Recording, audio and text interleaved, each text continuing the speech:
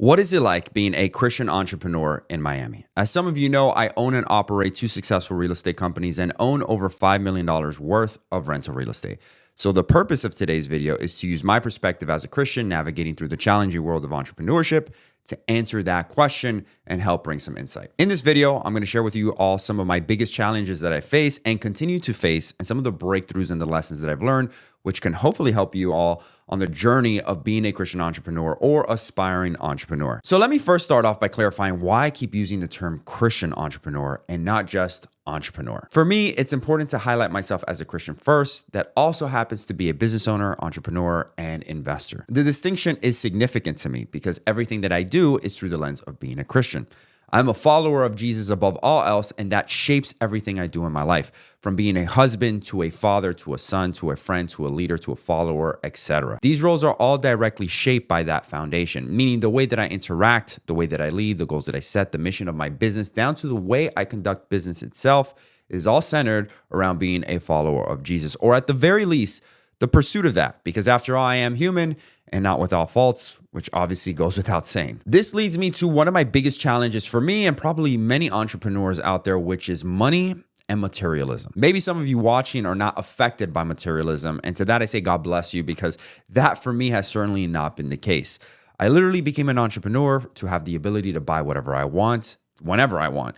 But I am proud to say that that has since changed, and owning nice things is no longer my main motivation. Praise God. But I'd be lying to say if it's not something that I need to check my heart on every once in a while. Just like many of you out there, I like nice things and I own many nice things. But what I've come to realize on my faith journey is that money and possessions are a lousy God. I used to be someone who would say that I believe in God. I trust in God to be the leader of my life, except for when it comes to my money. That I could take lead on, and if I'm being honest, prefer to take lead on. But with time, I realized this was one of the biggest lies I would tell myself, because that which I would withhold from God would decay me from the inside out. There was a time in which money, status, success was the main motivation for wanting to build a business. And the problem I had with that is I always wanted more and was never satisfied with what I had. As an entrepreneur, I completely understand the notion of staying hungry no matter how successful you've become, because complacency kills growth in any business. And that hunger for me has definitely helped motivate and help propel my business, never using yesterday's accomplishments to qualify today's position. But that's not what I'm talking about. The issue I was struggling with was gratitude. Always striving for more is fine when it's put into the context of being grateful for what you currently have. I had to understand that the things that I had today were answered prayers from before. And I had to realize that without gratitude, I was just truly miserable. This reminded me of that famous verse in Matthew 6:24 that no one can serve two masters. My outlook on this has, of course, changed. God has blessed and continues to bless my family and my business. The byproduct of that has been financial freedom and the ability to buy some really cool and nice things. But the funny thing about this whole material and possession thing and the growth of my business is that as my relationship with God grows, the less I yearn for acquiring possessions. I realized that God isn't blessing me for the sake of blessing me, but He is blessing me so that I could be a blessing to others.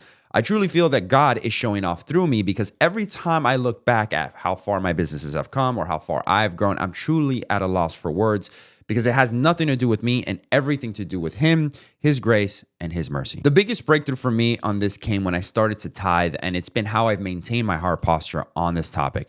For those of you who don't know, tithing is just a biblical practice of paying the first 10% of your income to the church, and it's something that I've been doing for about 4 years now, and it's hands down one of the best things I've done in my life. It's completely changed my relationship with money and how I look at my businesses.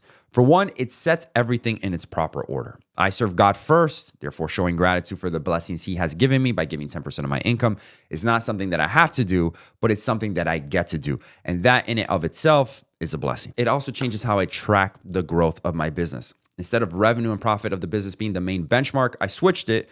And now the amount that we as a business are able to tithe and give back to our community is the main focal point, which is great because the more I'm able to tithe, the more money I essentially made. But the perspective is a complete paradigm shift for me, because although I am able to accomplish the same thing, the motivation goes from worldly need of making more money for the sake of making more money to how much of an impact and difference can my business make which only strengthens my why. And the best part is that since I started a tithe, my business has continued to grow and expand, which has been a pivotal lesson for me, mainly being to trust God with my finances, but also that I can't receive with a closed hand. And all of this is all the more important to me, at least in a city like Miami, where materialism and status runs wild, and it's easy to get lost in the culture of flexing and keeping up with the Joneses, which at times I myself have been guilty of. But the ability to have a Christian-based perspective on this for me has been truly freeing. The more I grow in my relationship with God, the less I care about impressing other people, and the more I focus on my family and helping others. I can't even begin to explain the level of peace that it gives me to be able to operate and live my life free from the shackles of comparison culture. And it's truly something that I pray that some of you who struggle with money and materialism like I do are able to experience. Now, this isn't to talk down on Miami, as Miami to me is still the greatest city in the world. And yes, I did say that, with some truly amazing people, many of whom I am blessed to call friends and clients, but it's also a city with a lot of vices and temptations if you're not careful. As someone who is a Christian, I've made the commitment for my business to focus on building kingdom wealth, which to me means, among other things, to help bring up those around me and elevate their impact so that they can go out and do the same for other people. It sounds so cliche, but holding this as a vision for my company has been truly one of the most fulfilling things I get to do as an entrepreneur and business owner. And as someone who is inherently impatient, I've gone and enjoyed to learn to just enjoy the journey and the growth of those people involved in the business more than the end result itself, especially when that end result is some arbitrarily self-imposed financial milestone. But this also means to me surrounding myself with other people who are on the same mission of growth in their personal and professional lives. I've noticed that people who are serious about growing tend to be the ones who want to impart those hard-earned lessons to those walking the same path so that they don't have to go through some of those trials. As an entrepreneur, I started with the intention of wanting to build a big business and a big company, and I still hold that sentiment.